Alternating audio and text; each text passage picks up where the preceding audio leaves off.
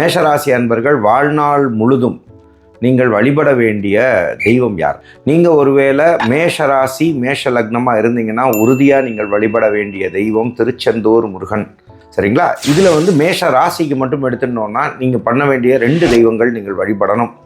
அந்த தெய்வங்கள் யார்? உங்களுடைய திருச்செந்தூர் முருகனும், 2வது அனந்த பத்மநாப சுவாமியும்.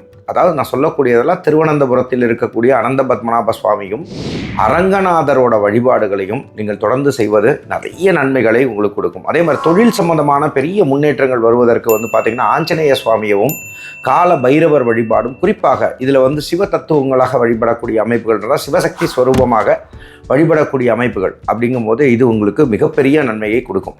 அப்போது இந்த மாதிரி விஷயங்கள் இருக்கும்போது நீங்கள் செய்ய வேண்டிய மந்திரங்கள் என்ன அப்படின்னு பார்த்தீங்கன்னா, நீங்கள் சொல்ல வேண்டிய மந்திரம் என்ன அப்படின்னா, சிவம் காக்கும் சிவம் வெல்லும், சிவம் காக்கும் சிவம் வெல்லும், சிவம் காக்கும் சிவம் வெல்லும்.